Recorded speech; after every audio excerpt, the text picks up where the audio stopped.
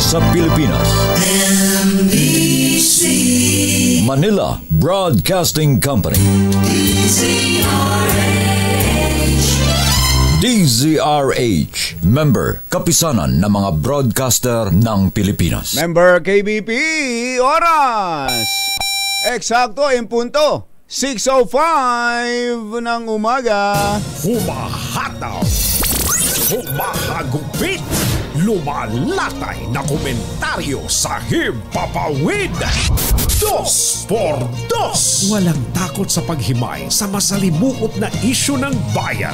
2x2. Humahataw na mga balita at impormasyon. 2x2. Ating damhin, ating lasapin ang hagupit na 2x2.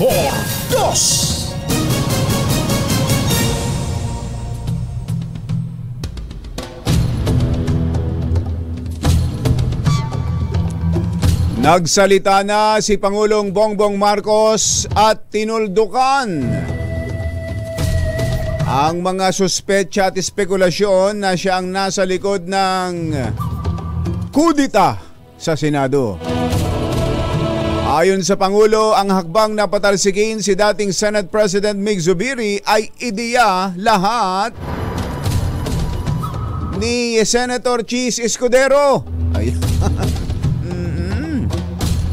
Gayunpaman, inamin ng Pangulo na alam niya ang lahat ng plano. Aba, alam pala.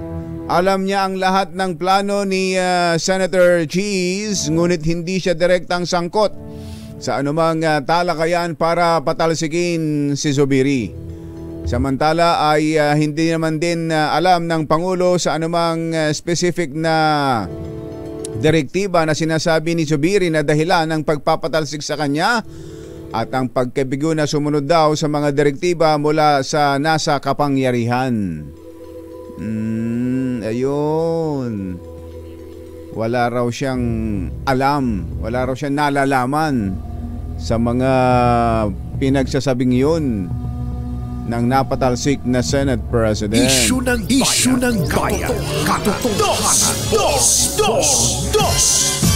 At maitim ang balak, magtago ka na. 2x2. Si Jerry at si Anthony, narito na. 2x2. Hahataw ng todo, urado ka. 2x2. Ang katotohanan, dala nila. 2x2. Walang sinasamba pali, maniwala ka. 2x2. Hahataw ng gusto, tol, umasa ka. 2x2.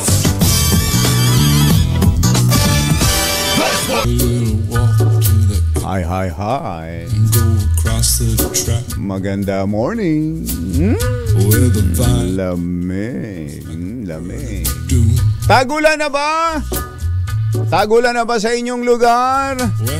Nitong magdamag na may mga pagkakataong nagigising ako. Aba, malakas ang ulan dun sa amin.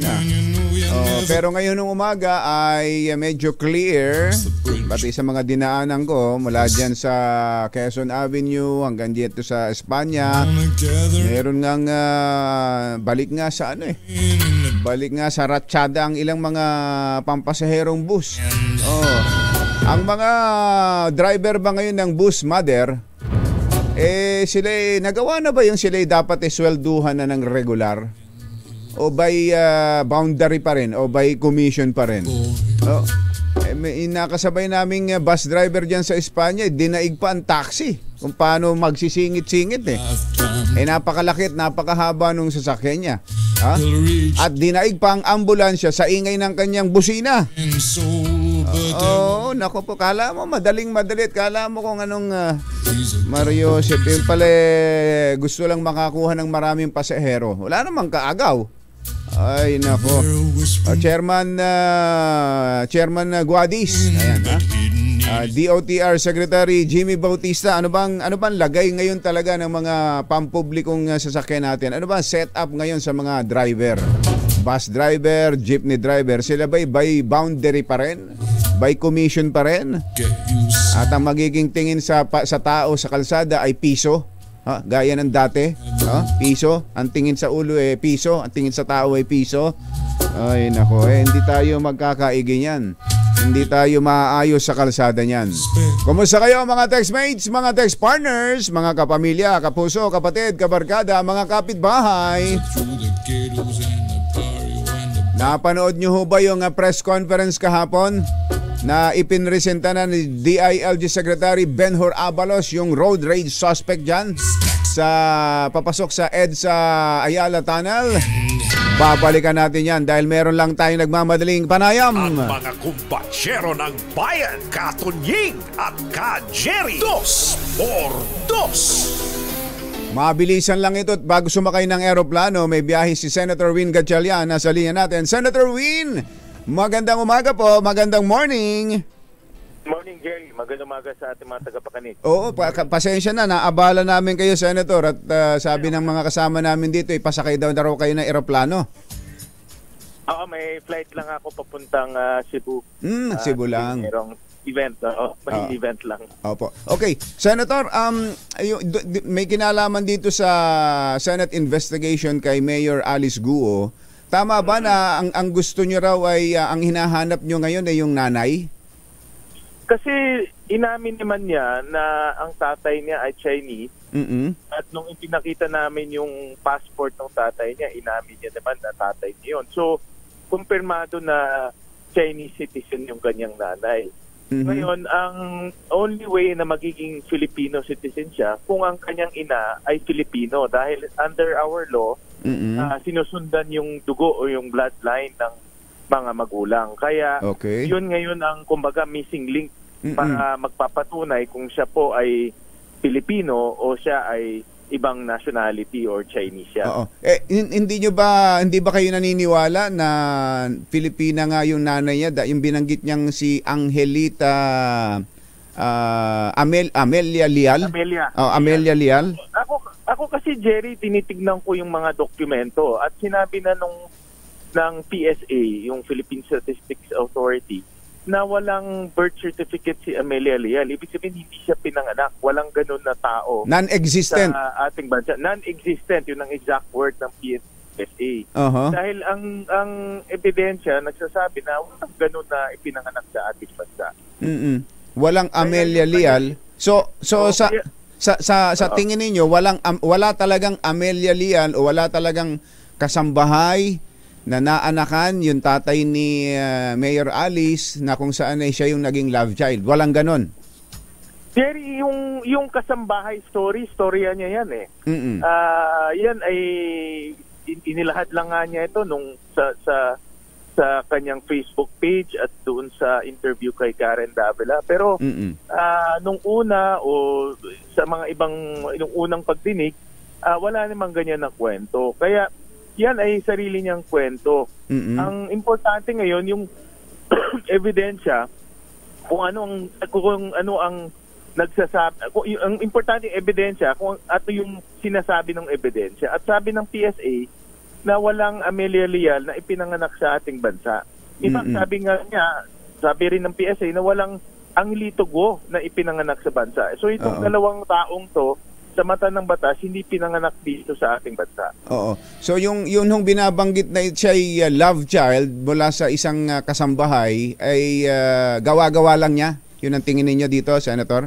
Ako, gawa-gawa niya yan talaga. Kwento lang niya yan at ginawa niya lang yan para, ang tingin ko nga, ginawa niya yan para maawa ang tao dahil pag titignan mo, talagang kumukuha siya ng simpatya ng tao. Pero ang importante yung ebidensya, yung dokumento. Dahil yung kwento, pwede tayong mag-imbento kung anong kwentong gusto natin eh. Pero importante, mapatunayan mo kung yung yan ay totoong kwento. At nasabi ko nga doon sa kahapon na may ambush interview na dahil doon sa kanyang address, meron doong Valenzuela City.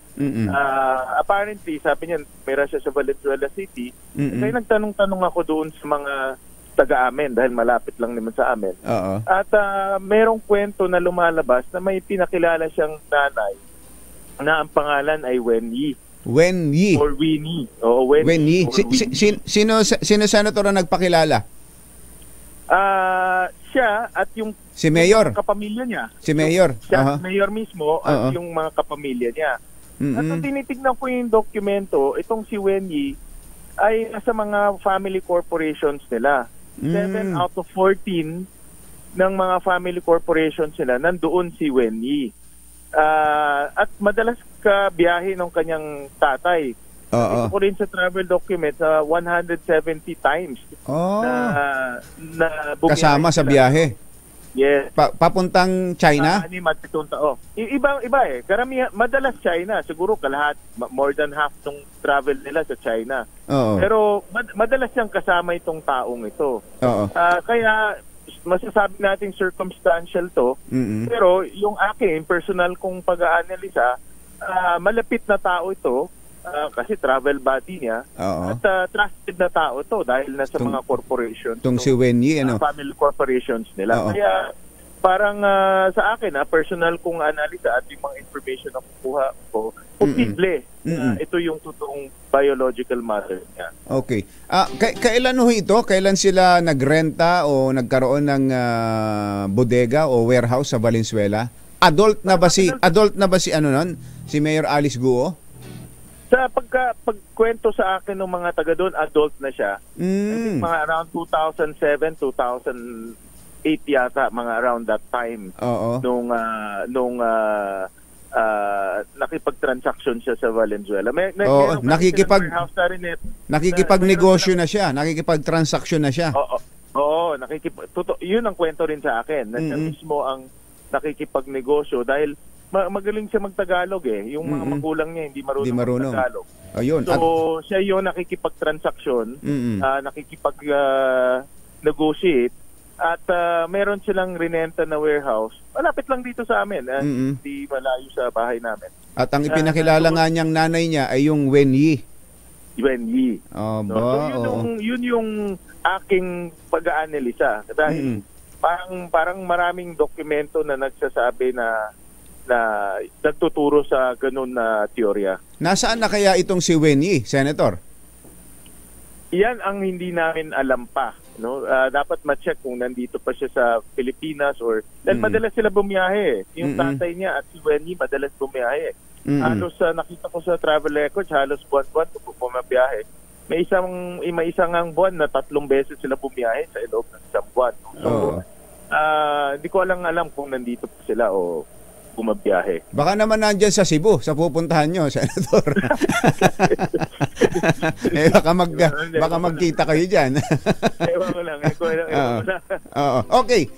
So magtutuloy-tuloy pa itong kailan ang next hearing ninyo dito, Senator? Nakabakasyon na kayo, Oo. Si Senator Risa nag-schedule ng executive session next week. So magkakaroon kami ng executive session at pagtapos ng executive session, pag-uusapan namin yung mga susunod na hakbang dahil marami kasing sa totoo lang ang daming dokumento na rini-review at ang daming information na pumapasok at dine-vet rin namin, no? Tinitignan rin namin kung itong mga information ay mayroon bang basehan o valid talaga.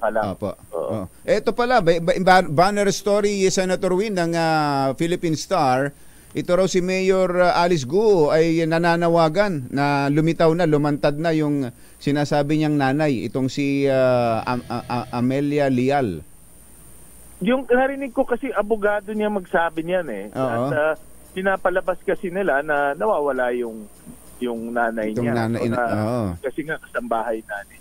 Kaso storya kasi ito eh. No, storya nila yan kaya pwedeng like I said, no, yung storya niya pwede naman mag-imbento ng storya at para maging fit doon sa kalagayan mo ngayon. So sa tingin ninyo walang Amelia Leal talaga nalilitaw at wala talagang Amelia Leal na nabuhay, na nag-anak ng isang Alice Guo?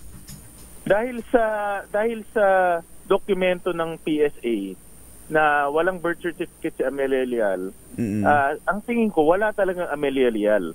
At pag titignan mo kasi yung trend nung birth certificate niya, yung tatay niya nagsinungaling eh. Yung pangalan, iba yung pangalan. sinulat nyo doon, Angelito Guo, wala naman Angelito Guo, ang totoong pangalan niya ay Guo Jiangchong.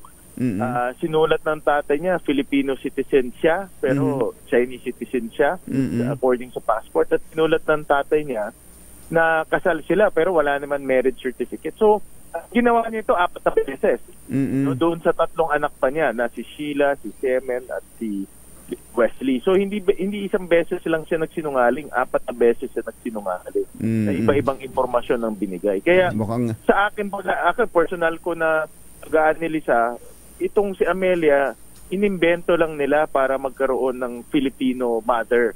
Opo. Pero, sa palagay ko, hindi yan walang ganun na tao. Iba talaga ang nanay niya, at ang tingin ko nga ay nanay niya ay Chinese citizen. Okay. Mukhang marami pa nga talaga kayong kailangang halongkatin dyan. Pero marami pa. Kumusta kayo? Kumusta yung ano ba tawag sa inyo? Magnificent 7 ba? Solid 7. Solid 7. Ano ka ba kayo? Saan ba kayo tutuloy ba kayo sa minority, Senator Win? Pinag-uusapan yan, no? At ngayon mahaba ang bakasyon, so meron kaming mga pag-uusap. At itong desisyon ay dapat talagang pag-usapan ng mabuti. At ito gagamitin namin itong panahon para magkita-kita at pag-usapan mabuti. Dahil ang gusto naman ng grupo ay kung ano makakabuti para sa ating bansa. Dahil marami talagang marami pang dapat gawin at maraming tinatapos sa mga batas, at yan ang aming direksyon, makatulong sa bansa. Opo, okay. Good luck, Senator. Ingat po sa biyahe, Senator. Maraming salamat, Jerry. Thank you. Senator Win Gatchalian. Ang mga kumpanyero ng bayan, Katunying, Jerry Dos.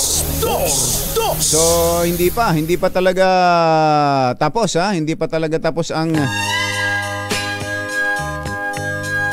Hi! Hello!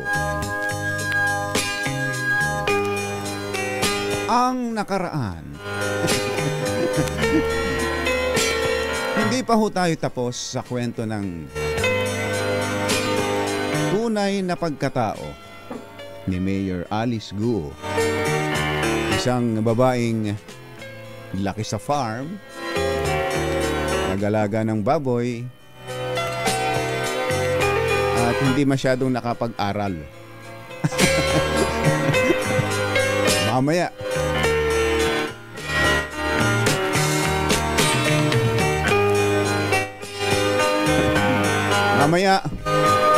Subukan natin kumuha ng dagdag pang impormasyon sa isang maaaring kamag-anak, maaaring kapatid, na hawig, sabi nga ninyo, kay Mayor Alice Guo. Lahat ng yan sa pagpapatuloy ng dulang pinamagatang Mayor, sino ka ba talaga? Yan! Ginawa naman. Kumpanyero ng bayan, Katunying at Ka-Jerry Dos por Dos. Oras natin, naku po, inang, tanghali na pala. 6:24 na ang ating oras. ACS Balita, susunod na. At 30 ng Mayo 2024. Narito na po ang ulo ng ating ACS Balita. Partial operations ng North-South Commuter Railway sisimulan sa 2026 ayon sa PNR. Tolki naman sa NLEX tataas simula sa June 4. BIFAR, tiniyak na walang shortage sa supply ng isda sa kabila ng fishing ban ng China. Pangulong Bongbong Marcos nasa Singapore na para sa Defense Summit. Suspect sa Makati Road Rage, yung nangyari ho dyan sa EDSA Ayala Tunnel, arestado na. Senior citizen naman na madre sugatan matapos barilin sa biliran. Magandang umaga Luzon, Visayas, Mindanao. Good morning Philippines. Hello world. Kami po ang inyong mga tagapaghatid balita. Sa ngalan po ni Anthony Taberna, ako po Giselle Ricafort. Ito po si Jerry Baha at ito ang ACS Balita. 6:31 ng ating oras. Posible nang lumarga ang operasyon ng northern portion ng North-South Commuter Railway sa 2026. Ayon kay PNR Chairman Michael Macapagal, matatapos na ang North Line sa loob ng 1.5 taon. Sa kabuuan, sinabi ni Macapagal na 64% ng kumpleto ang North-South Commuter Railway habang 80 to 90% ng tapos ang 12 sa mga estasyon nito. Magbabayad na ho ng mas mahal ang mga motoristang daraan sa North Luzon Expressway simula June 4. Ito'y nang aprubahan ho ng Toll Regulatory Board ang implementasyon ng second tranche ng toll adjustment sa NLEX. Magbabayad ang mga motorista na daraan ho sa open system ng karagdagang 5 piso para sa Class 1 vehicle, 14 pesos naman sa Class 2 vehicle at 17 pesos sa Class 3 vehicle. Para ho sa closed system, may taas singil na 21 pesos para sa Class 1 vehicle, 54 pesos naman sa Class 2 vehicle, habang 65 pesos sa Class 3 vehicle. Alas 6:32 ang ating oras, tiniyak ng Bureau of Fisheries and Aquatic Resources o BIFAR na sapat ang supply ng isda sa gitna ng 4 na buwang fishing ban ng China sa West Philippine Sea. Tiniyak ni BIFAR spokesman na Sir Briguera na ipagpapatuloy ng kanilang ahensya ang pagbibigay proteksyon sa mga ngisda upang masiguro ang kanilang kabuhayan sa kabila ng pagbabawal na ito ng China. Nasa Singapore na ho si Pangulong Bongbong Marcos para dumalo sa Shangri-La Dialogue. Magbibigay ho ang Pangulo ng kanyang keynote address sa Defense Summit sa May 31 at inaasahang magkakaroon pa ng bilateral meeting sa sidelines ng summit. Si Pangulong Bongbong Marcos ho ang kauna-unahang Pangulong Pilipino na magbibigay ng address sa nasabing Defense Summit. Susunod! Tito Boy! Update tayo, Mayor. Mayora, update tayo dun Yes, sa... Your Honor.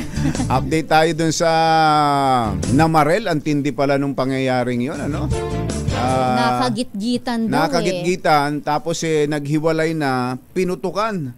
Habang papapasok na sa tunnel yung sinasakyan ng victim at pinutukan sa likod ng sa likod ng sasakyan ng Innova ang natama papunta do sa harap. Tinamaan daw ka, Jerry, yung balika tapos tumagos naman sa leeg. Tindi, ano. Kawawa. At mabuti na lang hindi tinamaan yung bata na nandoon. Kasama yung kasambahay naroon din yung anak, 7-year-old yata. Sigurado nasa state of shock pa o may trauma. trauma na may yun. trauma pa ngayon yung batang yan. Mamaya may update ho tayo dyan at iba pang mga nagbabagang balita sa pagpapatuloy ng ACS Balita. alas 6:34. Balita! ACS Balita! Ang programang ito ay hatid sa inyo ng ACS Manufacturing Corporation, ISO Certified, maker ng world-class quality Pride detergent.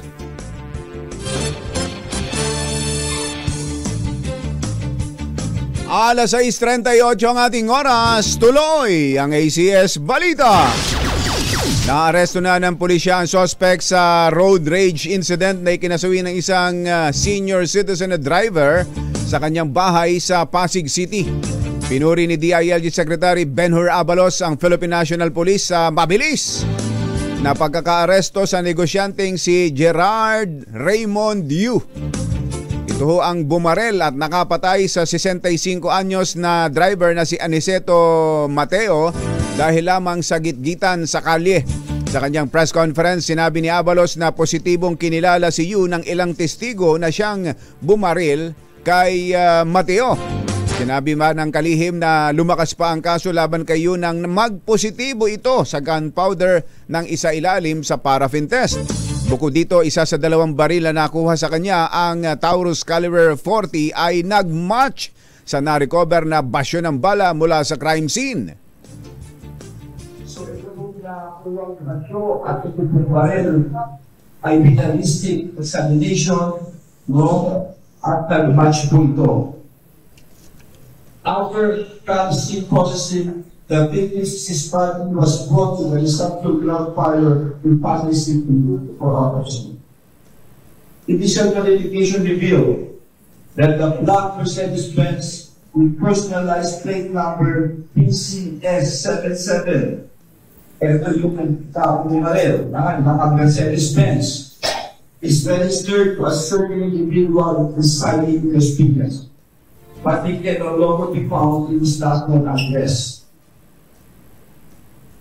Yun. Yan po si Secretary Benhur Abalos ng DILG. Matindi ito, ano? Chinecheck ko, Mayora, yung background nitong si Gerard Raymond Yu. May mga picture may siya record na, na? may mga hindi naman, may mga picture siya na nag-firing, may mga picture siya na nagmumotor, mahilig din sa rehistrado motor. daw naman ang baril niyan eh. Rehistrado, meron siyang license to own and possess firearms o yung LTOP na tinatawag, pero wala siyang permit to carry. Yun lang ang problema. Iba yun. Doon. Pwede kang kumuha ng lisensya para ikaw ay magkabaril. Ayan, picture niya nung nagmumotor siya. Pwede kang magkaroon ng baril, magmay-ari ng baril, pero para madala mo sa labas ng bahay mo yan, Mayora, kailangan ng kailangan permit. mo, meron kang permit to carry. Bukod pang kinukuha yun. Hindi ba kapag kabugnutin, hindi dapat nabibigyan yan ng mga ganyan eh? Merong mga, kaya nga sumasailalim sa may psych evaluation psych yan. evaluation. Bukod pa sa drug test na sinasagawa. Kawawa yung biktima, patay eh. Oo, yung pamilya ng biktima pamilya. at yung may trauma, traumatized pihado na bata. yung anak niya na minor de edad. Hindi niya anak yun. Amo niya, anak ng amo niya. Anak ng kanyang amo. Family driver kasi yung ito. 7-year-old. Family driver itong si Aniceto Yes, Mateo, yung namatay. Ang sabi naman ng pulisya, kahapon sinasabi nila na baka daw hindi talaga yung alitan, yung motibo, baka daw may iba pang dahilan. Pero ngayon lumalabas na bugnutin lang yata talaga. Road rage talaga. Road rage talaga. Samantala, hindi raw kikilalanin ng Philippine Coast Guard ang fishing ban ng China na itinuturing nitong empty threat na layong takutin lamang ang mga mangingisdang Pinoy. Ayon kay Commodore spokesperson for the West Philippine Sea, J. Tariela, dati nang ginagawa ng China ang magbanta at sanay na ang mga Pinoy sa nasabing taktika ng Beijing. Pinayuhan ni Tariela ang mga mangingisdang Pilipino na ituloy lang ang kanilang pangingisda sa tensyonadong karagatan.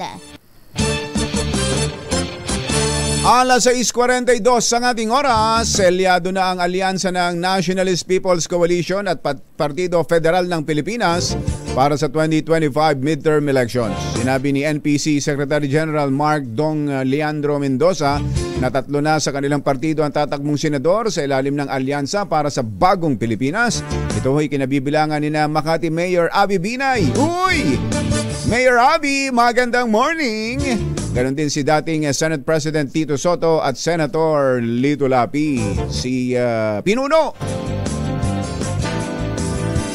Nakipagpulong naman si Senate President Chis Escudero kina British Ambassador to the Philippines Lori Vofil at Czech Ambassador to the Philippines Karel Hedge. Ayon kay Escudero, nakipagkita o nagpakita ng suporta ang dalawang nasyon sa communication support, cybersecurity at ang umuusbong na artificial intelligence. 3 linggong magbabakasyon si Senator Mig Zubiri, higit 1 linggong matapos na siya ay mapatalsik bilang Senate President. Ayon sa Senador, vacation mode muna siya kasama ang kanyang pamilya na deserve niya at hindi hati ang kanyang atensyon. Nilinaw naman ng Senador na personal niyang gastos ang bakasyon para na rin sa kanyang me time at emotional and mental break muna sa politika.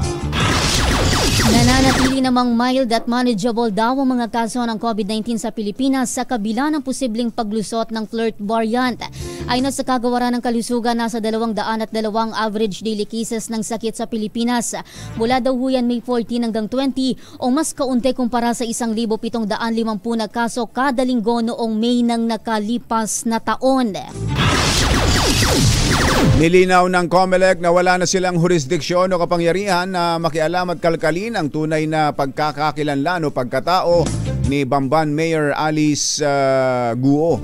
Ayon kay Attorney John Rex Laudianco, tagapagsalita ng COMELEC, wala namang nag-file ang petisyon laban kay Guo hanggang sa nanalo ito.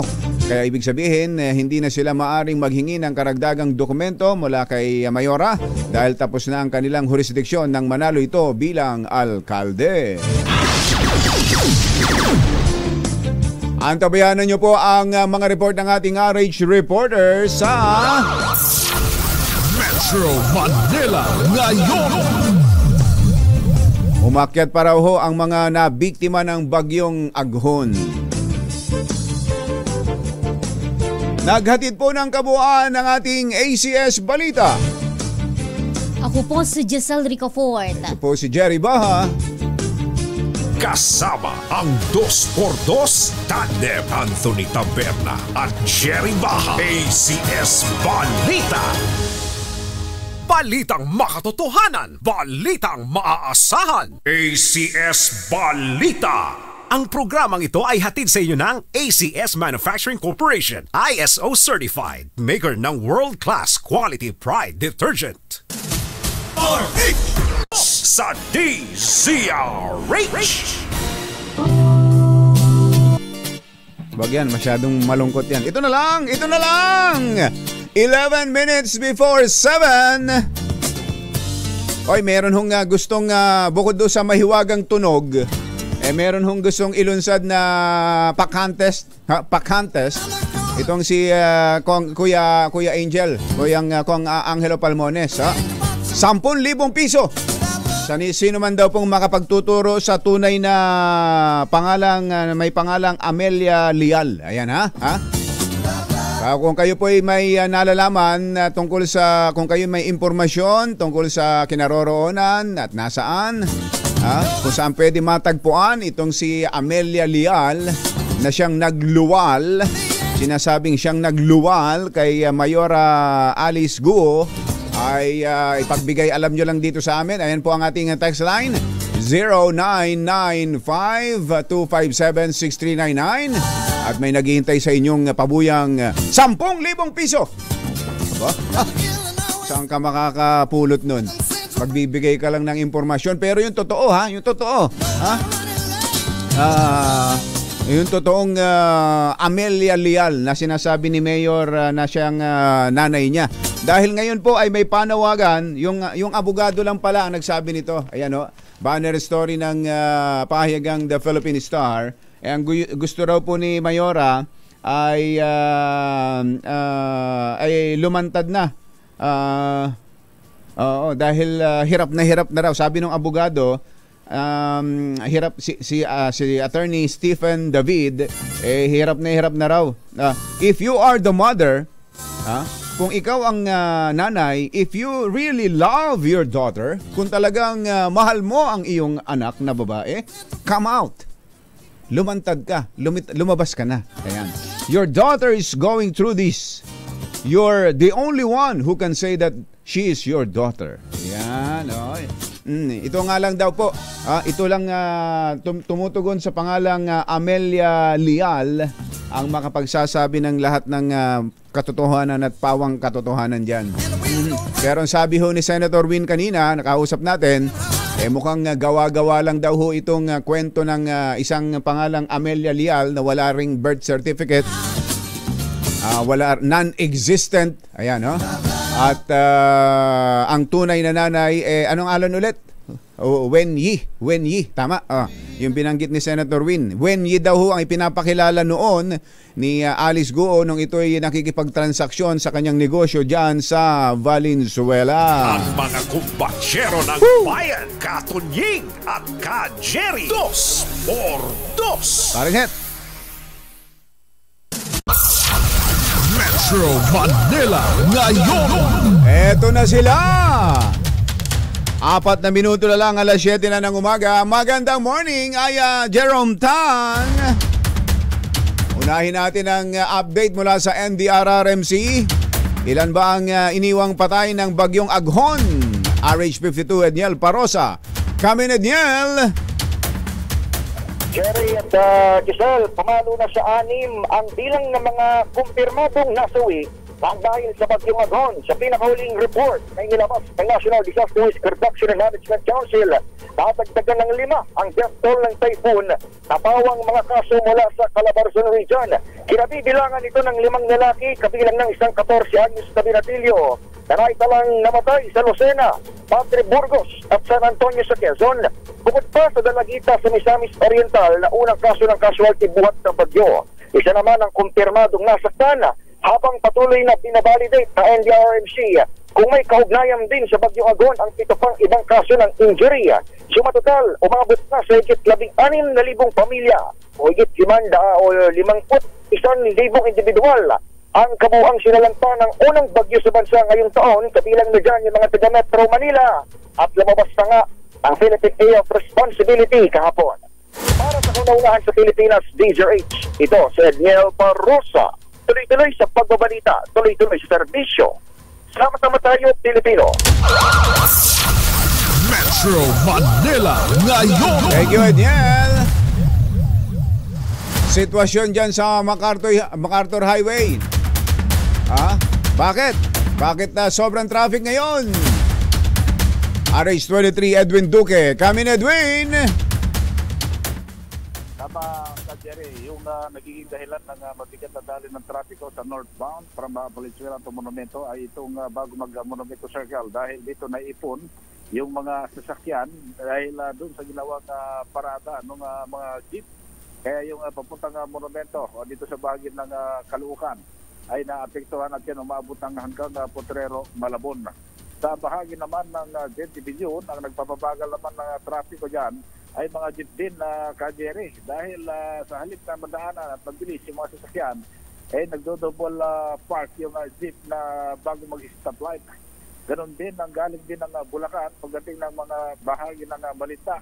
Pero yung southbound papunta naman ng from Monumento to Valenzuela, Bulacan ay maluwag naman yung bigat ng daloy ng trapiko. Update mula pa rin sa MacArthur Highway, October 23. Edwin Duque, tuloy-tuloy sa pagbabalita, tuloy-tuloy sa serbisyo. Sama-sama tayo, Pilipino. Thank you, Edwin. Metro Manila ngayon. Samantala, nasa Giginto, Bulacan. Nasa Giginto, Bulacan, ang ating malakas agent, mamimigay ng pera.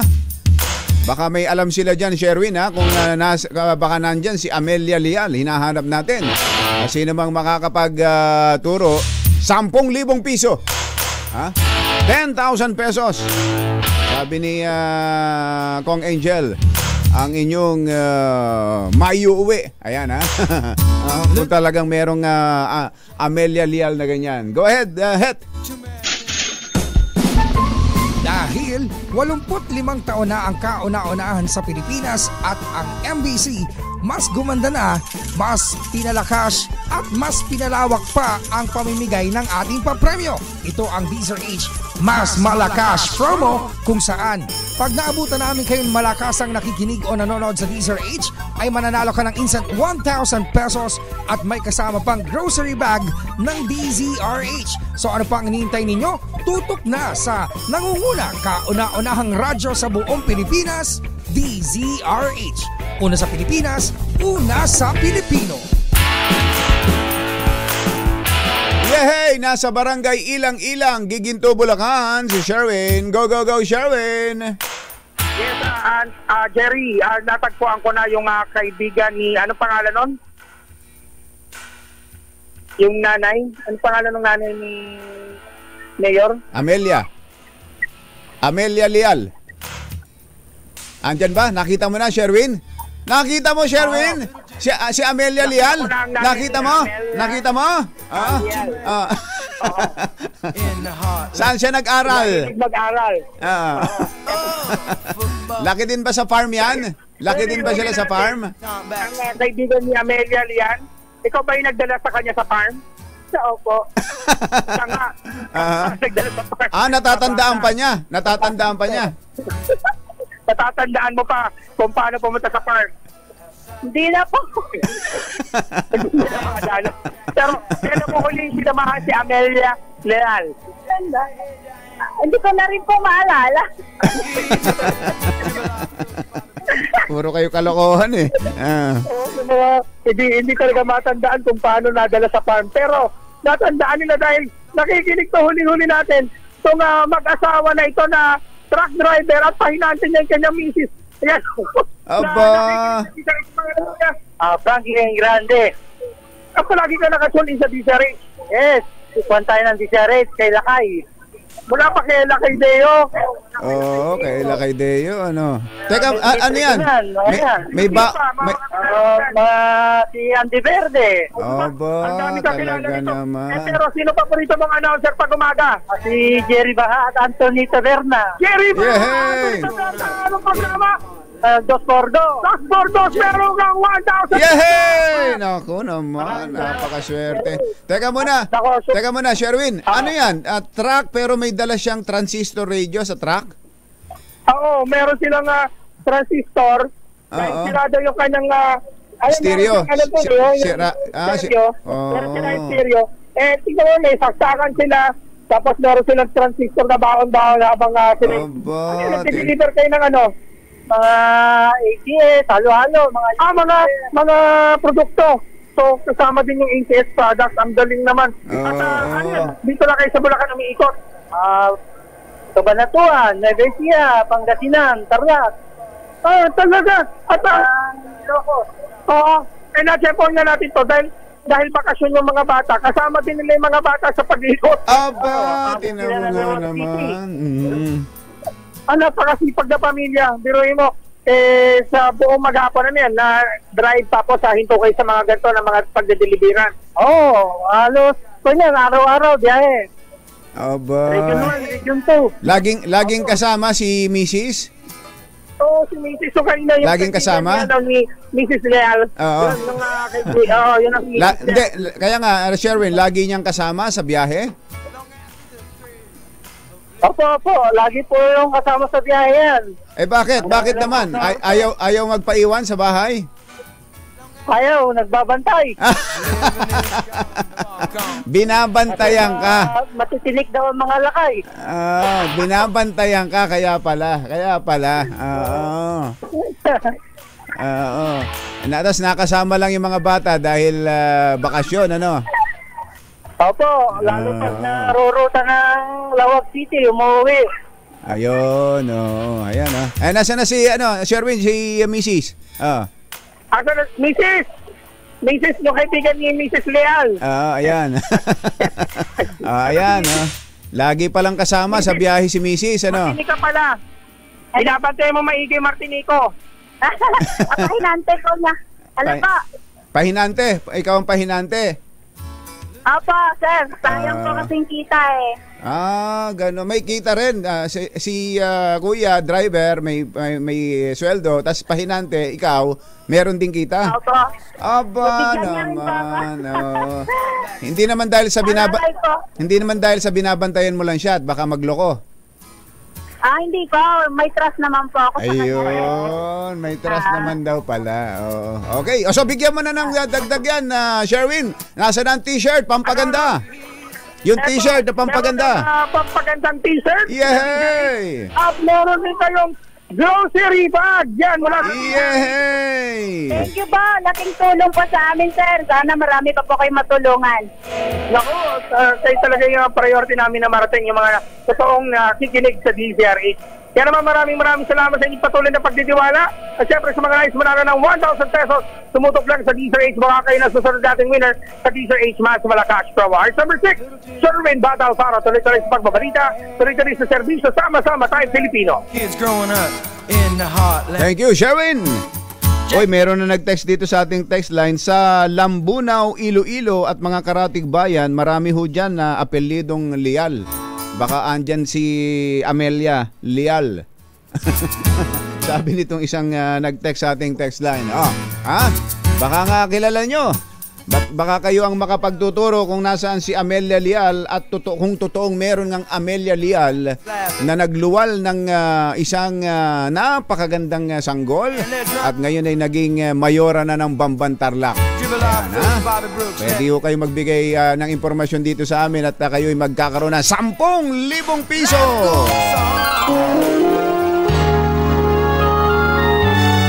Kauna-unahan sa Pilipinas. NBC Manila Broadcasting Company. DZRH, member, kapisanan ng mga broadcaster ng Pilipinas. Member KBP, oras! Kapopoy, 6 na minuto na makalipas ang 7 ng umaga. Balitang bagong-bago, balitang dapat alam mo, balitang magdadagdag ng talino dahil bagong impormasyon, makibalita, unang-una sa DZRH. Pangunahing balita kasama ang 2x2 tandem nina Anthony Tab. Araw ng Huwebes at 30 ng Mayo 2024. Narito na po ang ulo ng ating mga pangunahing balita. Pangulong Bongbong Marcos nababahala sa banta ng China na pag-aresto sa mga maing isda sa West Philippine Sea. Tunay na ina ni Mayor Alice Guo hinamon na lumanta drama serye ng Senado sa alkalde hindi pa tapos. Pangulong Bongbong Marcos itinanggi na may kinalaman sa naganap na pagpapatalsik kay Senate President Mig Zubiri. Lalaking natrap sa nasusunog na gusali ng Kolehiyo de San Juan de Latran sa Maynila nasagip. Lalaking bagong laya ng hostage ng lolo sa Parañaque. May-ari ng pickup truck na nahuli sa EDSA busway at nagpakilalang chairman ng PNR na tukoy na. Magandang umaga Luzon, Visayas, Mindanao. Good morning Philippines. Hello world. Kami po ang inyong mga tagapaghatid balita. Sa ngalan po ni Anthony Taberna, ako po Giselle Ricafor. At ito po si Jerry Baha. At ito ang Pangunahing balita.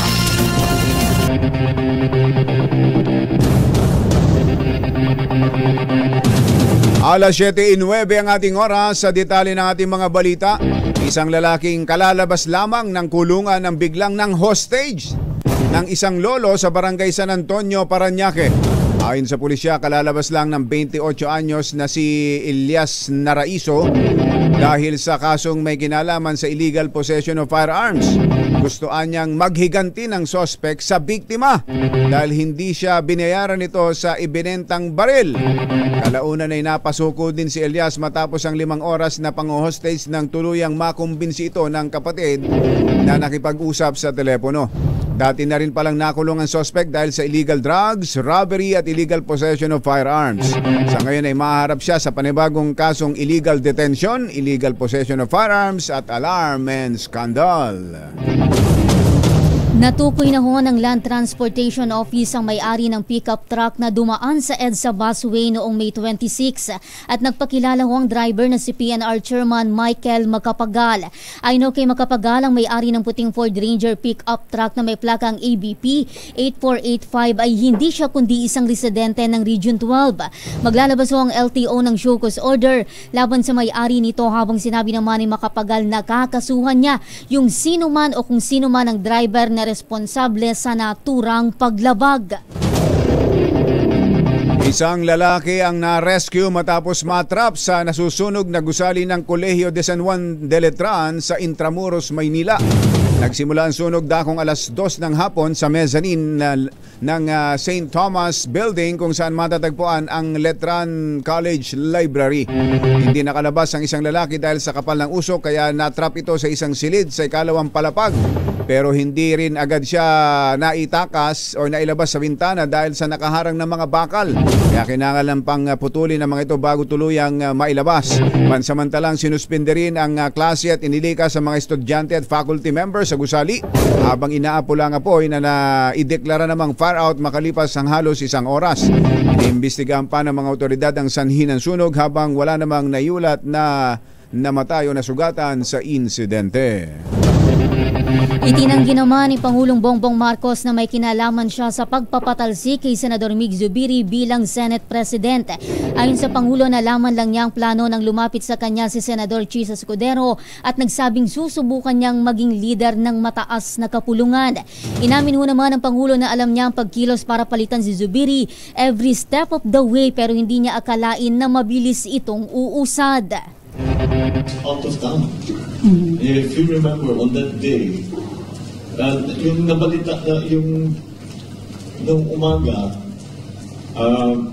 I was asked if I would issue a statement on the change of leadership. And I said, bakit nag-change na ba?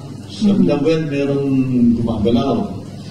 And when I landed back in Manila, about 3 or 4 in the afternoon, saka lang nalaman, tapos na. Nag-change na, nag-step down na si Senator Briggs. So that's the extent, that's how. Ang tinig po ni Pangulong Bongbong Marcos.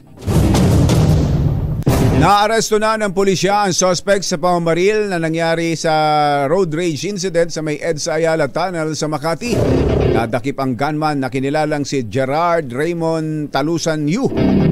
Siya nadakip sa kanyang bahay sa Pasig City. Namatay sa nangyaring road rage ang driver na nakaalitan ng suspect at ito'y si Aniceto Mateo, habang ligtas naman ang dalawa pang pasahero na sina Marites Valmorio at isang 7 taong gulang na batang lalaki. Pinuri naman ni DILG Secretary Benhur Abalos ang PNP sa mabilis na aksyon sa pagkakaaresto kay Gerard Raymond Yu. At this point, I would like to again commend the swift action of the Philippine National Police, especially lalo na sa ating PNP Police General Chief Romel Francisco Marbil and Regional Director of the PNP National Capital Region Nartates, our Chief of Police Cotuyo, and all the investigators and operatives ng PNP, NCRPO at ng kapulisan. Hindi mo sila natulog. Yung nakita ko yung palo nila, yung mga CCTV, yung mga pinag-i-interview nila, talagang wala pang 24 hours ay narisol na agad, nasolve agad ang kaso nito. Si DILG Secretary Benhur Abalos. Iba talaga ang CCTV, Mayora. Walang kawala, Your Honor. Kapag marami talagang CCTV, yan, importante ang CCTV. Doon ba sa Bamban marami ng CCTV? Marami ka. Iba kasi yun. Sa farm? Sa farm? Wala sa farm. Wala? Wala sa may farm. May mga farm na naglalagay simple na lang ng... ang buhay. Hindi, may mga farm na naglalagay na rin ng CCTV. Yung talagang... Para yung nakawan na maiwasan. Oh, yung iba ha, Jerry. Pero yung sa kinalakhan ko, walang CCTV. Walang CCTV. At doon sa nangyaring road rage na yan, ang laking tulong ng CCTV. At doon din sa nangyaring pamamarel sa natatanda mo, yung opisyal ng LTO. Ang laking tulong din nun ng CCTV para matuntun kaagad yung suspect dyan. At kaugnay yan, nasa linya po natin ang director ng QCPD, si General Red Maranan. General Red, magandang morning. Magandang umaga ka, Jerry, at yung kasama dyan. Si Giselle, si Giselle po. Giselle. General, ano pong update natin dito? Positive na ba? Siya na ba talaga yung natuntun na suspect dito sa pagbaril kay Mercedita Gutierrez? Well, ang update natin ay nakapag-file na tayo ng kaso sa kanya, no, yung kasong murder at yung Republic Act 11235, yung Motorcycle Prevention Act of 2019, sapagkat gumamit siya ng motor sa commission of a crime. So, isa sa mga batas na nalabag pa yun. At dito sa particular case na ito, natukoy natin yung sinasabing gunman dahil meron tayong 4 na independent witness, no, na nakakita at nakakilala sa kanya. Tama ka, narinig kita kanina, napakalaking tulong ng CCTV camera. Sapagkat yung ating backtracking at yung forward tracking na sinasabi, yun ang nagamit ng ating mga investigador. Natuntun nyo ito, bukod doon sa CCTV, may binabanggit na naiwang papeles ng motor na laglag? Yes, tama ka, sapagkat noong kanyang isinagawa yung kanyang krimen, ay iniharang niya yung kanyang motor doon sa harap ng sasakyan ng ating biktima. At iniwan niya yun, bumaba siya. Tapos binaril niya yung biktima. Siyempre, nung yung biktima nawala na ng control doon sa sasakyan, nabangga niya yung motor. Yung motor ay naipit doon sa ilalim ng sasakyan. Oo. At no, sa kanyang pagtakas, ay pinipilit niyang hilahin yon. Hinihila-hila niya yung motor niya. At siyempre, sa paghila ng motor niya, nakita siya ng mga witness. Nakuhaan siya dahil sa puwersang kanyang ginagamit, according dun sa mga witnesses, na nalaglag yung kanyang helmet na nakalagay doon yung mga kanyang mga gamit, yung ORCR na nakalagay doon sa isang maliit na plastic, isang maliit na bag. Kaya siya natuntun. Na-recover ho ba yung barrel, General?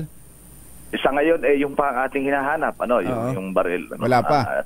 Wala pa. Pero siya ba'y isinailalim sa paraffin test kung nag-positive na siya'y nagpaputok ng barrel?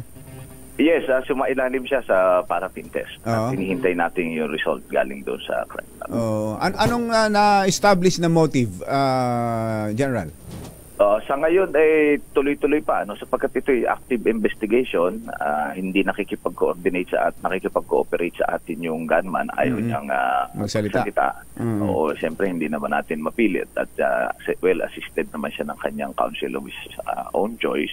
So tuloy-tuloy pa, active investigation pa ito. Yung ating SITG ay patuloy pang nangangalap mga ebidensya. Sa ganun ma-establish natin talaga yung motive. So ang direction ba natin, ang anggulo ba itong nahuli ay gunman lang o hired assassin at merong ibang umupa sa kanya? Wala pa tayong nakikitang ganon, sabi ko nga sa iyo, Jerry, ito ay active investigation pa, at once na meron tayong proof or evidence tumutukoy, ay agad nating sasabihin yan sa ating mga kababayan. Okay. Maraming salamat, sir. General Red Maranan. Thank you. Magandang morning. Yes, thank you, Jerry. Mabuhay ka. Mabuhay ka. General Red Maranan, Quezon City Police District. Pangunahing balita. Susunod! Mayora. Tito Boy. Meron tayong mga follow-up pa tungkol doon sa kinakapatid mo.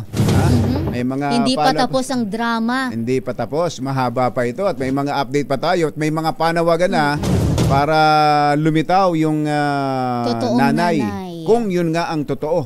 Dahil sabi ni Senator Win ay mukhang Chinese. Mukhang drama lang yung Amelia Leal, gawa-gawa lang. Ayan. Meron daw na pinapakilalang iba naman sa Valenzuela. Nasaan kaya yan ngayon? Ayan. Hindi ka ba nagsasalamin, Mayora? Nawala eh. mamaya. At sino ito? Sino itong magaling na aktres na umaming nalulung pala siya sa droga? Ang dami naman nila. Nung panahon ng kasikatan niya. Ganon. Yan. At iba pang mga nagbabagang balita sa pagpapatuloy ng Pangunahing Balita. Alas 7:20. Ang oras ay hatid sa inyo Kalang amyenda sa economic provisions ng konstitusyon. Sa isang survey na isinagawa ng Tangeray Survey mula Mayo 21 hanggang 25, pinakamaraming pabor sa economic charter change sa Metro Manila, Southern Luzon at maging sa Bicol Region, habang pinakamababa sa Mindanao at sa Central Luzon. 6 hanggang 7 naman sa bawat 10 respondent o 72% ang naniniwalang lilikha ito ng mas maraming trabaho at malagong ekonomiya.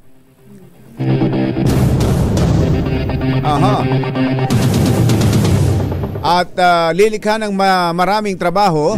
At ang mga naniniwala naman ang lalago ang ekonomiya ay 68%. Naniniwala rin ang 67% na mapapataas na economic tsa-tsa ang sahod at benepisyo ng mga manggagawa. At 63% naman na nagsabing mapapababa pa ang presyo ng mga bilihin at serbisyo. Pero 27% ng mga Pilipino ang nababahala na palalalain lang nito ang korupsyon, habang 23% ang natatakot na lalong dumagsa ang dayuhang kakumpetensya ng mga lokal na negosyante. Hindi pa raw tapos ang drama serye sa totoong impormasyon kaugnay ng pagkatao ni Mayor Alice Guo ng Bamban Tarlac. Paliwanag ni Senador Win Gatchalian, marami pa silang kakalkalin dahil sa mga lumalabas na impormasyon kabilang na kung sino ang totoong ina ng mayor. Sabi ho ng senador, dapat rin nilang malaman kung sino si Wen Yiling na di umano'y ipinapakilala ring nanay ni Guo sa Valenzuela City. Pero masasagot pa niya ito sa pagpapatuloy pa ng investigasyon ng mataas na kapulungan. Si Senator Risa nag-schedule ng executive session next week. So magkakaroon kami ng executive session at pagtapos ang executive session, pag-uusapan namin yung mga susunod na hakbang dahil marami kasing sa totoo lang ang daming dokumento na rini-review at ang daming information na pumapasok. At bine-vet rin namin, tinitignan rin namin kung itong mga information ay mayroon bang basehan o valid talaga. Opo. Ang tinigon ni Senador Win Gatchalian. Samantala, nanawagan ang kampo ni Bamban Mayor Alice Guo sa biological mom o tunay na ina nito na lumantad para sa kanyang anak. Apela ng legal counsel ni Mayor Guo na si Attorney Stephen David, kung talagang mahal ng ina ang kanyang anak ay makabubuting lumantad ito upang linawin ang issue. Sinabi ni Attorney David na tanging ang totoong ina ni Mayor Guo ang makapagsasabi sa katotohanan tungkol sa mayora. Una nang inihayag ni Mayor Alice Guo na isang kasambahay ang kanyang ina na naanakan ng Chinese na tatay niya at kaya itinago siya sa farm. Pero taliwas ito sa nilalaman ng kanyang birth certificate sa Philippine Statistics Authority kung saan ay lumabas na anak siya ni Angelito Guo at ang kanyang ina ay si Amelita Lial, habang nabatid din na may dalawa pang anak ang mag-asawa. 19 anyos na si Mayor Guo nang iparehistro ang kanyang birth certificate ng kanyang ama.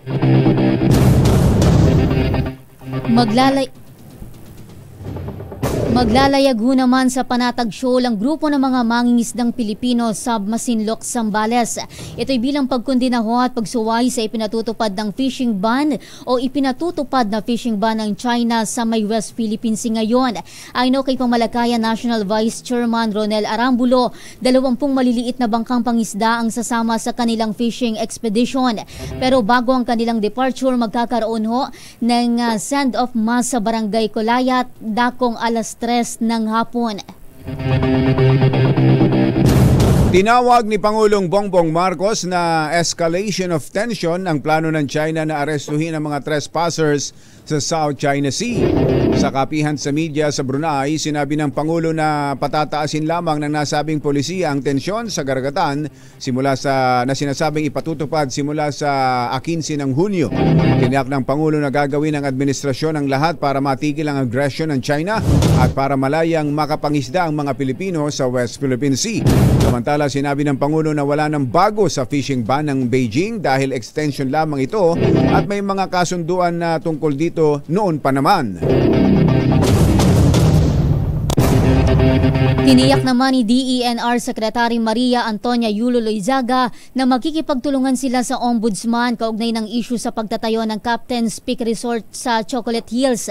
Ginawa ni Loizaga ang pahayag kasunod ng suspensyon kay Bohol Governor Aris Omentado at 68 pang opisyal habang gumugulong ang investigasyon.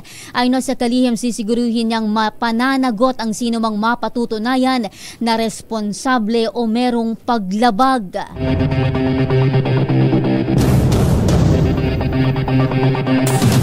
Pangunahing balita sa showbiz. Magandang dilag. Yeehaw!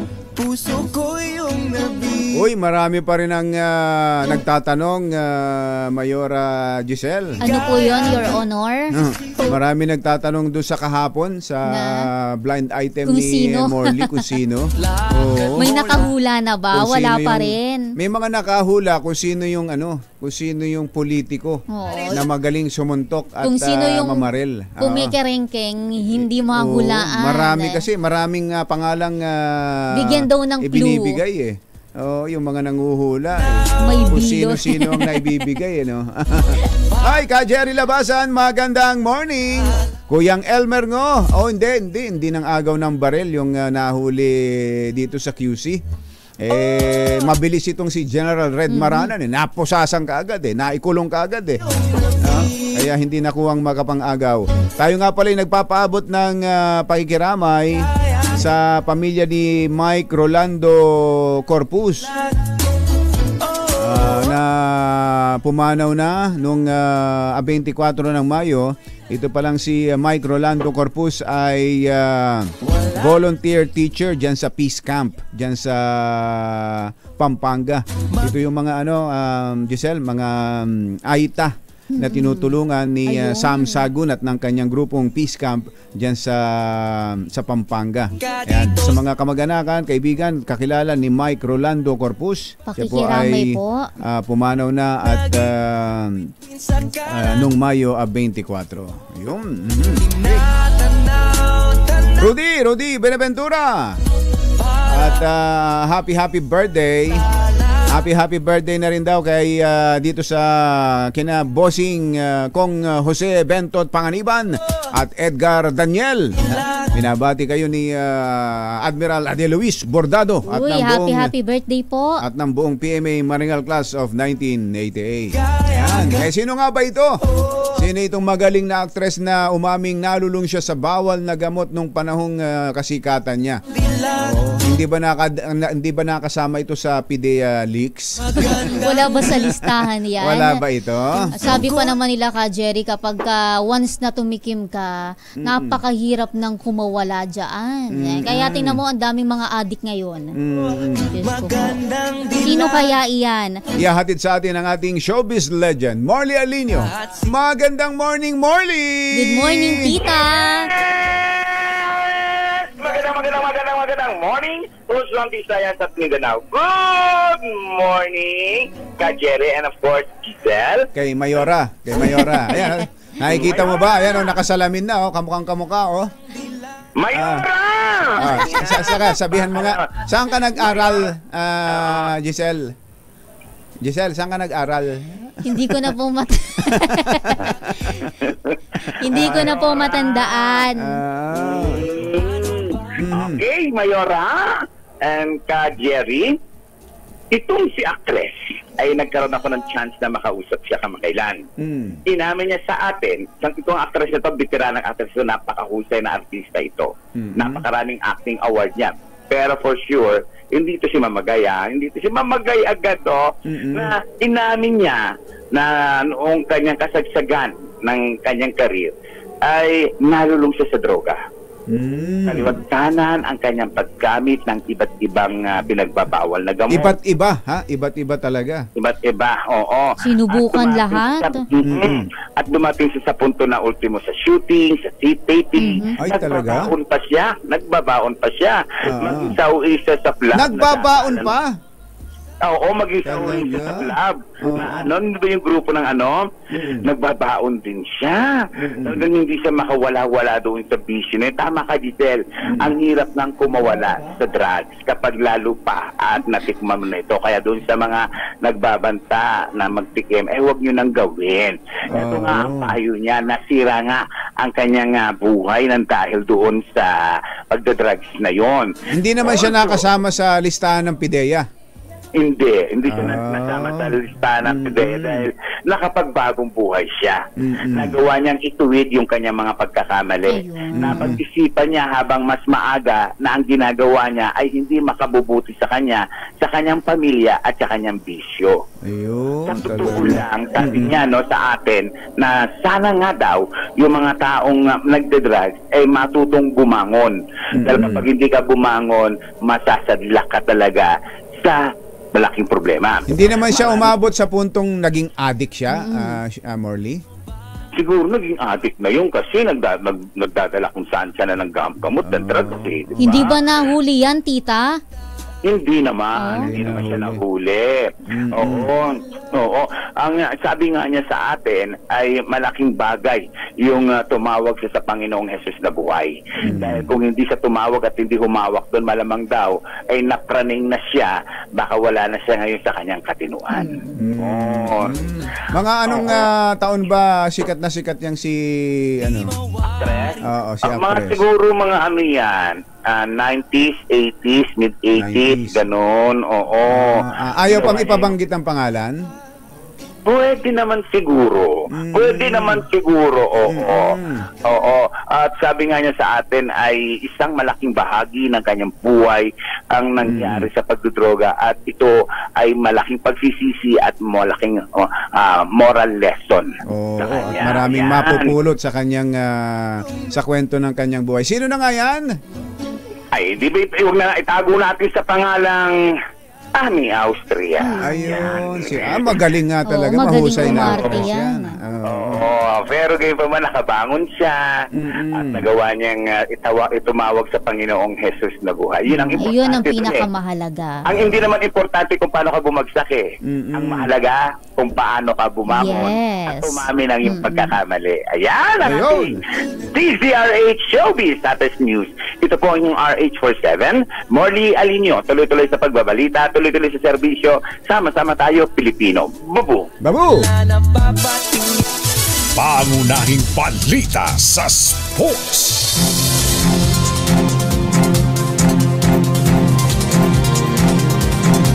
Umukit ho ng kasaysayan ng Alas Pilipinas sa Asian Volleyball Confederation Tournament matapos ang 63 taon. Nilampasan ho ng Pinay Spikers ang Australia sa 25-23, 25-15, 25-7 na panalo para maselyuhan ang tansong medalya kahapon. Binanderahan ho ni na Angel Canino, Ea Laure at Cici Rondina ang makasaysayang panalong ito ng Pilipinas. Pangunahing balita sa kalusugan. Ayun. Oy, nagpapaalala po ang Doc Tony. Magandang morning, Doc Tony Liajon. Nagpapaalala si Doc Tony na mas maganda raw talagang ibalik ulit natin ang pag-face mask. Yes, face mask. Lalo na sa mga matataong lugar. Hindi ho ito mandatory. Walang kautosang ganyan ng gobyerno. Nasa sa atin na rin daw yan. Lalo tumataas nga ang cases ng anong tawag doon? Flirt variant, pero wala pa naman sa Pilipinas. Sa ibang bansa pa lang ho. At hindi naman, sabi ng DOH, hindi naman ito ganun ka peligroso. Hindi naman ito ganoon ka severe, hindi nagdudulot ng severe infection. Pero makita mo ka, Jerry, sa labas sa labas lalo yung mga nasa public places, yung mga tao karamihan naka-face mask pa rin yung iba'y nasanay na rin nasanay, nag-iingat. Dito may sabi daw ng isang may nag-comment, kaya daw pala si Giselle matagal na kahit nagbabalita ay naka-face mask, may itinatago palang pagkatao. Yun pala yun. Nag-iingat lang din kasi. Pero hindi mo tinatago kung saan ka nag-aral. Hindi ko tinatago kung saan ako nag-aral. At kung saan ka lumaki. At kung saan ako lumaki. Lumaki ka sa? Farm. Ay, sa bundok. Sa bundok. Hindi sa farm, ha? Hindi sa farm. Pero tingnan mo nga naman, ikaw ang bukod tanging nakita kong nakilala kong laki sa bundok na ganyang kaputi. Tutong ako dati, ka Jerry. Ngayon na lang ako pumuti Hindi nga. Nung bata ako, tutong ako kasi lagi ako nasa giniikan. Lagi akong nagpapainom ng baka. Talaga? Totoo ba yan? Totoo yun. Yan gawa-gawa mo lang. Baka sabi din nga ni Senator Winnie, gawa-gawa mo lang yan, mga kwento na yan. Haka-haka. Hindi, gawa-gawa mo talaga. Hindi, totoo yun. Saan yan? Saan lugar yan? Sa sa Angat to. Saan sa Angat? Anong barangay? Hindi ko na tinan mo totoo, pero hindi ko na matandaan kung saan, kung anong barangay. Anong barangay kayo? Tanong mo sa tatay mo, nanay mo, ano? Wala na baka po. sabihin mo kung sino na naman ang nanay mo. Kilala ko naman. Hindi ko lang matandaan talaga kung saan eksakto eh. Ilang taong ka ba umalis doon? Nung umalis kayo sa Angat? Mga grade 3 pa lang yata ako noon eh. Bata pa. Na pala. Grade 3. Maliit pa nga. Maliit. Tapos lumipat na kayo ng Bukawi. Bukawi. Sa Bulacan. Gumagawa ka ng paputok. Paputok. Nagtitinda ng chicharon. Hindi. Interview to kay Mayora. Eto na. Naniniwala ka bang mataas ang chance mong madali daw ng blood cancer o lymphoma kung meron kang tato? Ba? Para pa lang yung napapanood ko sa TikTok, yung sabi, sayang ang tato. Kasi? Bakit tato, sayang? Ang tato sa lalaki, pagpapakita ng siga. Yung macho. Karamihan naman, forma ng art kasi ang tato. Sabi naman ng mga galing sa preso, sa Bilibid, tulad ni Kong Baby Asistio. Kong Baby! Kumusta na kayo, Kong Baby Asistio? Yung mga maraming tato, akala natin talagang mga tigasin, mga siga. Hindi. Praktisan daw pala yan ng mga nag-aaral na paglabas yun ang negosyo. Hindi, yung ng mga nag-aaral. Kaya kapag marami kang tato, ibig sabihin doon, utusan ka ron. Sa loob, sa oblo. Hindi tigasin, Hindi tigasin. Ayan. Sa pag-aaral mula Lund University researcher na si Christel Nielsen, mas mataas daw ng 21% ang risk sa diffuse large B-cell lymphoma at follicular lymphoma ng mga may tato. Paliwanag sa pag-aaral, ini-interpret ng katawan bilang foreign ang ink ng tato, kaya na-activate ang immune system at malaking bahagi ng ink ang napupunta sa lymph nodes. Ano man ang size, nati-trigger umano ng tato ng low-grade inflammation sa katawan na siya ring nagtitrigger ng cancer.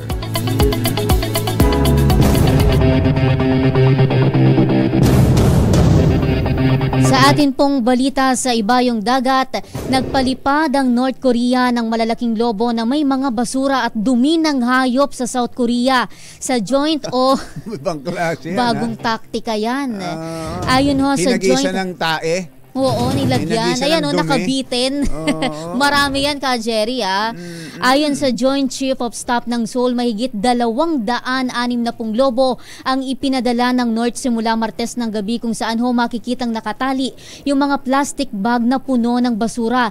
Naniniwala ang Seoul officials na provokasyon ng NOCOR ang anilay clue o low-class action na ito, pero tiniyak na kalmado nila itong aaksyonan. Isa umano itong paglabag sa international law at banta sa kaligtasan ng mga mamamayan sa South Korea.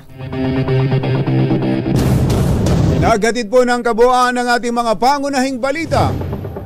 Sa ngalan po ni Anthony Taberna, ako po Jessel Ricafort. At ito po si Jerry Baha.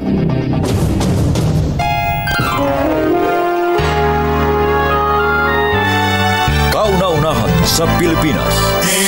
NBC Manila Broadcasting Company.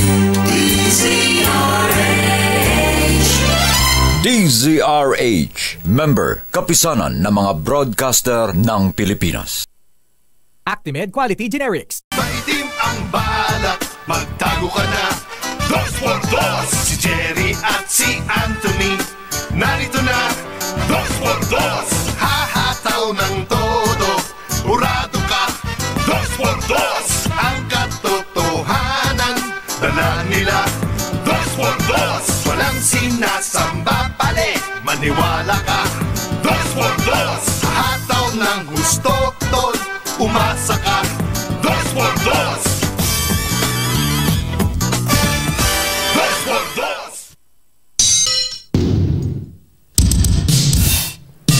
Ay, kabilis ng oras, 9 na minuto na lang, alas 8 na ng umaga. Ay, may mga naghahanap pa rin kay, ano ba talaga? Si Mayora ba siya? Si Mayora, kamukha ba ni Mayora Alice Guo o si Sanchay? Kung ano-ano mga sinasabi ninyo. Andon, ini-interview na ho ni Mayor Lakay Deo. Ayan ha. Para silang dalawa na mag-usap, si Mayor at si Mayora. Ayan ha.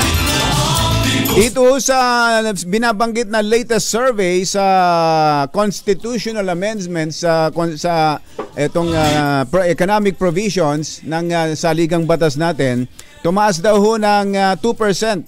From 55% ay umangat ng 57% ang mga Pilipinong nagpahayag na ng pagsuporta sa pagbabago sa ating saligang batas. Yan daw po ay batay sa pinakauling survey na isinagawa May 21. Dito lang pala, last week lang. May 21 to 25 at meron ngang bahagyang pag-angat sa mga binabanggit na mga Pilipinong nagbabago na ng pag-iisip mula sa dating anti-chacha, tutol na tutol sa chacha, ngayon ay pumapayag na sa charter change. Nagkaroon ho kasi tayo ng kapag kasi binabanggit na chacha, galit tayo kaagad Hindi!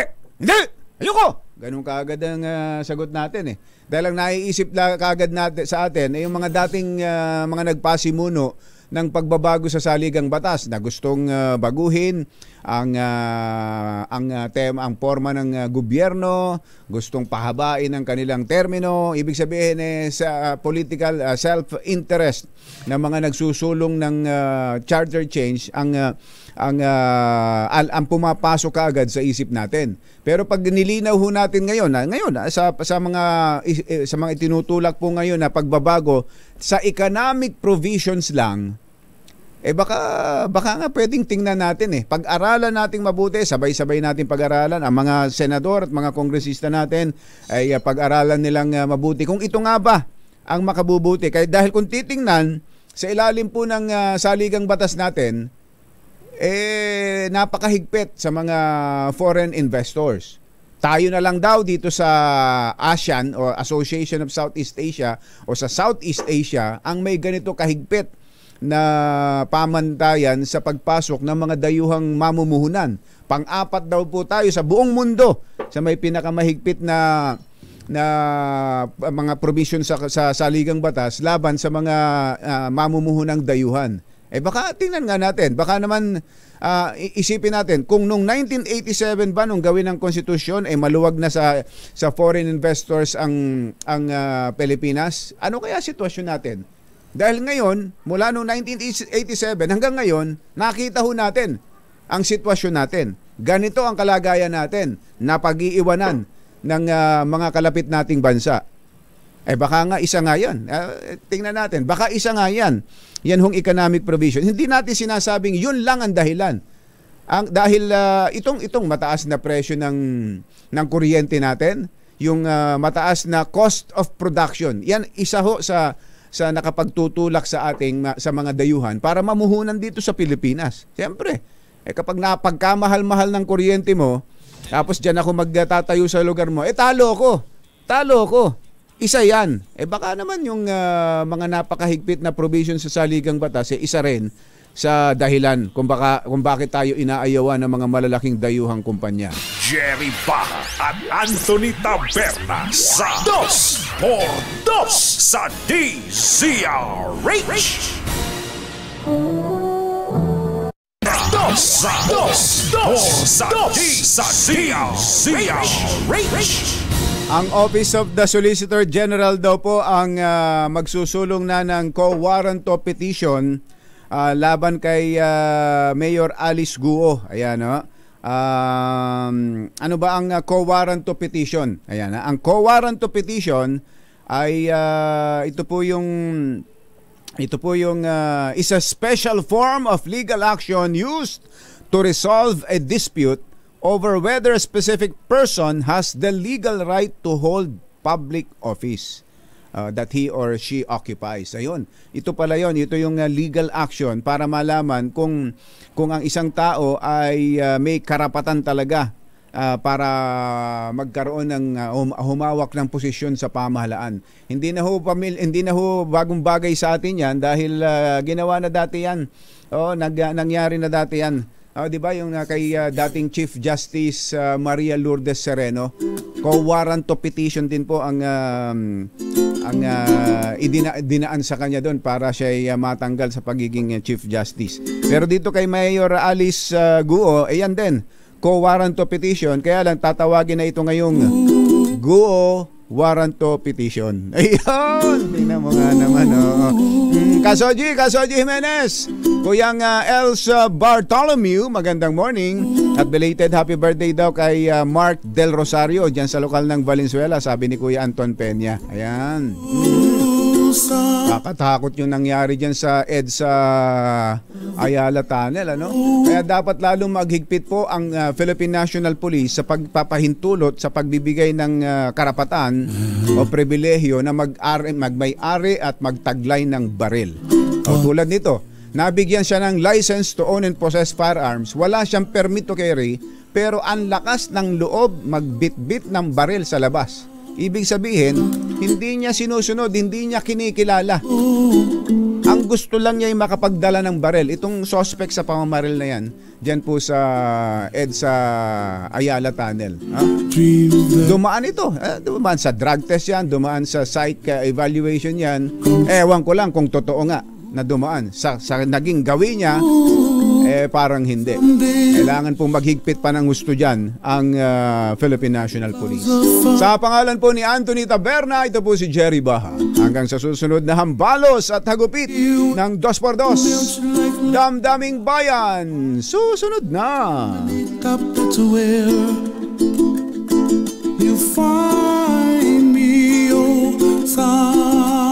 This time check is brought to you by ACS Manufacturing Corporation.